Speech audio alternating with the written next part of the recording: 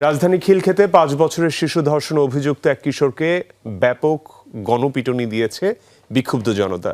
নির্যাতনের শিকার শিশুটির অবস্থা আশঙ্কাজনক, চিকিৎসাধীন রয়েছে ঢাকা মেডিকেলে।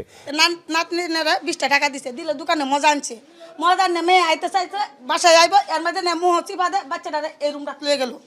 এই রুমে তো না বাইর করিয়া বাচ্চাটা সিঁড়ির মধ্যে দেখো, তুই তো নানির কিছু বলবি না, বললে তোর মারলাম।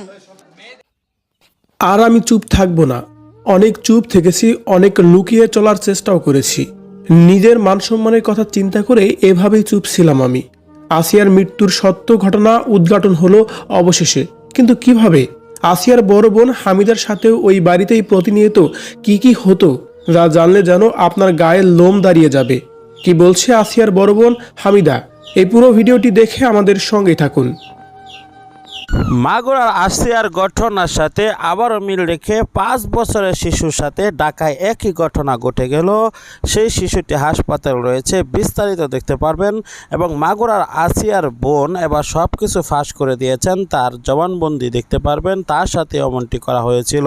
আসুন দেখে আসি কি বলেছে আসিয়া এবং ঢাকায় কি হয়েছে। আর আমি চুপ থাকবো না। অনেক চুপ থেকেছি, অনেক লুকিয়ে চলার চেষ্টাও করেছি। নিজের মানসম্মানের কথা চিন্তা করে এভাবেই চুপ ছিলাম আমি।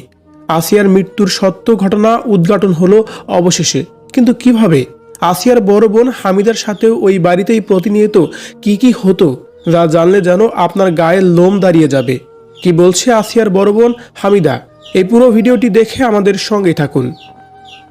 সেই সাথে এই ভিডিওতে কোনো প্রকার ছবি ব্যবহার করা হবে না, শুধুমাত্র একটা ভিডিওর মাধ্যমেই কথাগুলো তুলে ধরা হবে। পুরো ঘটনা শুনলে আপনিও অবাক হবেন। চলুন তাহলে মূল ভিডিওতে যাওয়া যাক। হামিদা ওনার আসরে মুখ মুছে নেয়, তারপর ক্যামেরার দিকে তাকিয়ে শক্ত হয়ে দাঁড়ায়।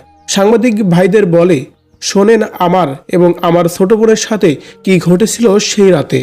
হামিদা নির্ভয়ে বলে, আমি হামিদা, বাবা মায়ের প্রথম কন্যা সন্তান আমি। অভাবের সংসার ছিল আমাদের, তাই পড়াশোনা করা হয়নি। একটি ভালো সম্বন্ধ আশায় অল্প বয়সে বাবা মা আমাকে বিয়ে দিয়ে দেয়। আমি প্রথমে বিয়েতে রাজি হইনি, সবাই আমাকে বোঝায় অভাবের সংসার তোমাদের, একজন খাওয়ার মানুষ কমলে ছোট ভাই বোনেরা ভালো খেতে পারবে, তাই আমি রাজি হয়ে যাই। বিয়ের প্রথম দিন থেকেই আমার শ্বশুরের কুনজর ছিল, সেটা আমি প্রথম দিকেই বুঝতে পারি। রাতে বিছানায় স্বামী ব্যবহারের পর আমাকে পোশাক পরতে না দিয়ে রুমের বাইরে গিয়ে দাঁড়িয়ে থাকতো। তারপর অন্ধকারে আমার শরীরের উপর কারো উপস্থিতি আমি বুঝতে পারি। এটাও খেয়াল করি এখন যে আমার উপরে আছে সে আমার স্বামী না, অন্য পুরুষ। কিন্তু কে তা সেটা আমি তখন বুঝতে পারিনি। আমার ছোট্ট শরীর, স্বামীকে সহ্য করার ক্ষমতাই আমার নাই। তারপর আরেকজন। আমি ব্যথায় কুকড়ে উঠছি, চিৎকার করার চেষ্টাও করছি, কিন্তু আমার মুখ চেপে ধরে সেই মুহূর্তে। ফিসফিস করে আমাকে চুপ করতে বলে, মেরে ফেলার হুমকিও দেয়। আমি এবার কণ্ঠ চিনতে পারি, এ কণ্ঠ তো আমার শ্বশুরের কণ্ঠ।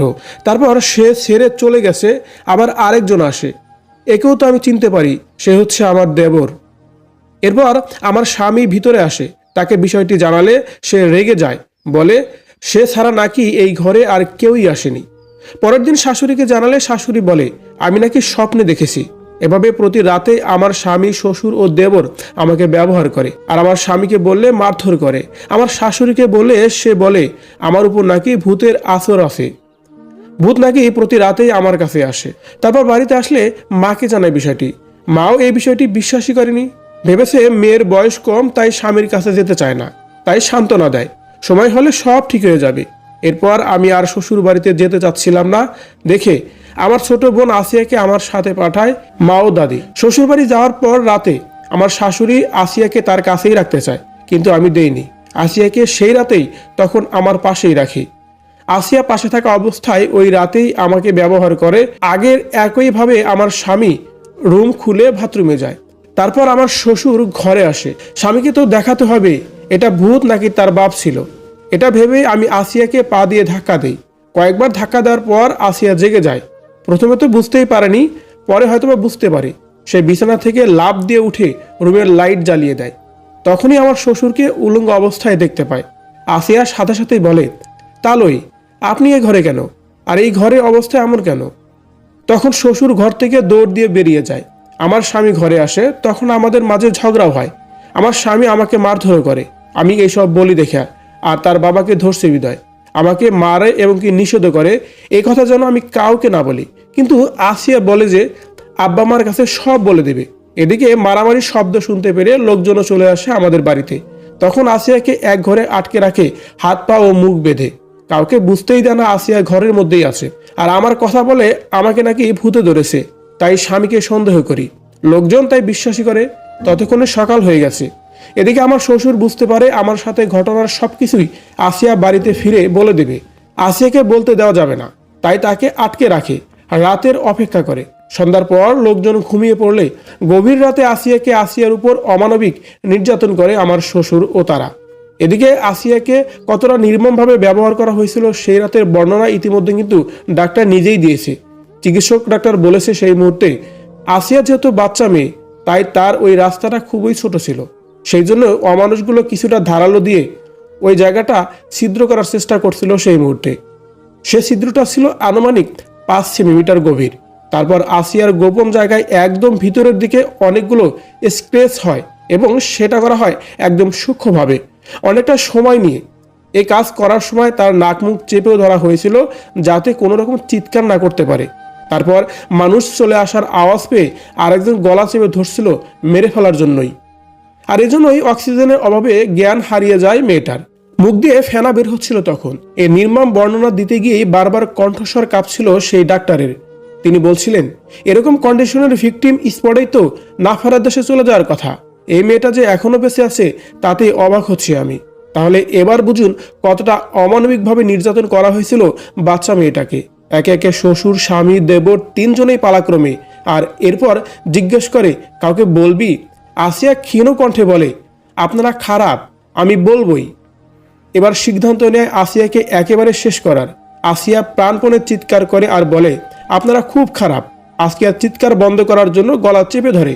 ওরা ভেবেছে আসিয়া মরেই গেছে। এবার তারা হামিদার নিকট আসে। প্রতি রাতের মতোই 3 জনেই হামিদাকে একইভাবে ব্যবহার করে। এবার তারা বলে, তুই এই কথা কাউকে বললে তোর অবস্থাও তোর বোনের মতোই হবে। আমি সাক্ষাৎ মরণ দেখে ভয়ে কাঁপছিলাম সেই মুহূর্তে। আর লজ্জায় কারোর সাথে ঘটনা প্রকাশ করার ভয়ে বলতে গিয়ে উল্টাপাল্টা কথা বলেছি সাক্ষাৎকারে। এই ব্যাপারে আমাকে সাহায্য করেছে আমার দাদি। এখন সত্য ঘটনা হচ্ছে এই, শুধু আসিয়াই নির্যাতিত হয়নি, তার চাইতেও ভয়ঙ্কর রকমের নির্যাতিত শিকার হয়েছে আসিয়ার বড় বোন হামিদা। আসিয়া মরে যে হয়তোবা বেঁচে গেছে, কিন্তু আসিয়ার বড় বোন বেঁচেও যেন মরার মতো বেঁচে আছে। আসিয়ার বড় বোনের সাথে প্রতিনিয়তই এমনটি হয়েছে বলে ধারণা করছে কিছু বুদ্ধিজীবী ব্যক্তিরা। তাই তো তারা আসিয়া এবং আসিয়ার বড় বোনের এর সাথে ঘটনার বর্ণনা দিয়ে এভাবে ফেসবুকে একটি পোস্ট লিখে ভাইরাল করা হয়েছে রীতিমতোই। এটা আমার কোনো গল্প অথবা বানানো কোনো কাহিনী নয়, সবকিছুই ফেসবুক থেকে সংগ্রহ করা। কেন জানি মনে হলো এই ঘটনার সাথে কিছুটা হলেও আসিয়ার বড় বোনের সাথে হামিদার মিল আছে। আসিয়া এবং আসিয়ার বড় বোনের যে ঘটনা, এই ঘটনা আসলে সত্যিকার অর্থে পুরোটা শুনে আপনার কি মনে হচ্ছে? সত্যি কি এমনটি ঘটেছে আসিয়া ও তার বড় বোন হামিদার সাথে? আপনার মতামত অবশ্যই কমেন্ট করে জানাবেন কমেন্ট বক্সে। রাজধানী খিলক্ষেতে 5 বছরের শিশু ধর্ষণ অভিযুক্ত এক কিশোরকে ব্যাপক গণপিটুনি দিয়েছে বিক্ষুব্ধ জনতা। নির্যাতনের শিকার শিশুটির অবস্থা আশঙ্কাজনক, চিকিৎসাধীন রয়েছে ঢাকা মেডিকেলে। এই ঘটনায় অভিযুক্ত কিশোরকে থানায় নেওয়ার সময় পুলিশের গাড়িতে হামলা করে বিক্ষুব্ধ জনতা। অভিযুক্ত কিশোরকে টেনে হেঁচড়ে বের করে প্রচণ্ড মারধর করে গুরুতর আহত হয় সেই কিশোর।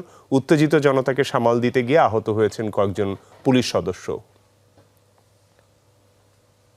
5 বছরের ছোট্ট শিশু মঙ্গলবার দুপুরে যায় নানিবাড়ি। অভিযোগ, সে সময় সিঁড়ি থেকে তাকে ধরে নিয়ে ধর্ষণ করে জানমিয়া নামে এক কিশোর। ভুক্তভোগী ওই ছোট্ট শিশু নানির কাছে গেলেও নির্যাতনের বিষয়ে কিছু বলতে পারছিল না। শিশুটির স্বজনরা প্রাথমিকভাবে আশপাশের কয়েকটি হাসপাতালে ভর্তির চেষ্টা করে। সবাই শিশুটিকে ঢাকা মেডিকেলে নেয়ার কথা বললেও এক পর্যায়ে লোকলজ্জার ভয়ে বাসায় ফিরে আসে পরিবার।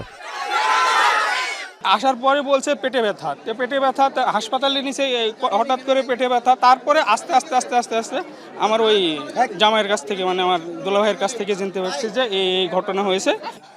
নাতনিরা 20 টাকা দিছে, দিলে দোকানে মজা আনছে। মজা আনে মেয়ে আইতে চাইছে, বাসায় আইব, এর মধ্যে মুহ চিপা দেয়, বাচ্চাটারে এই রুমটা লয়ে গেল।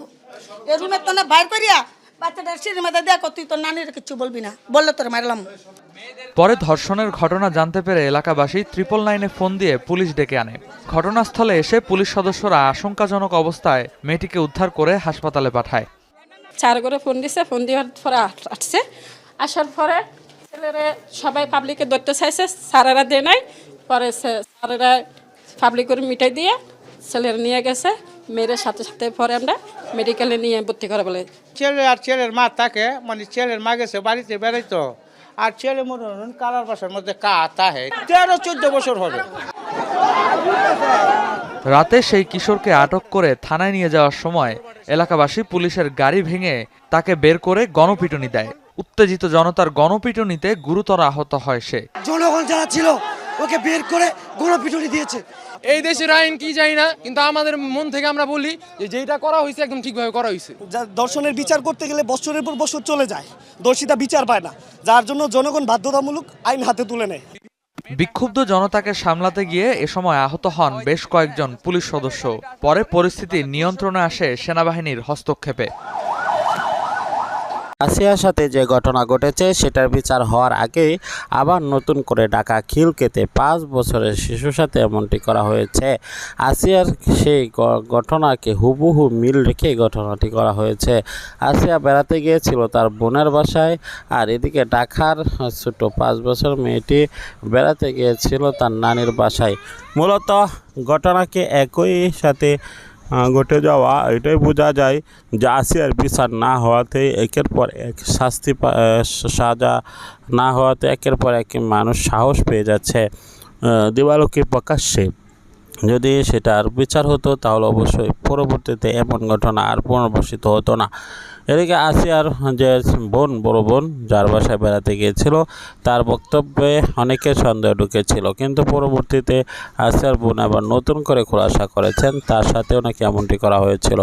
আর সেটা দামাচাপা দেওয়া গোপন রাখার কারণেই কিন্তু বারংবার এরকম ঘটনা ঘটছে।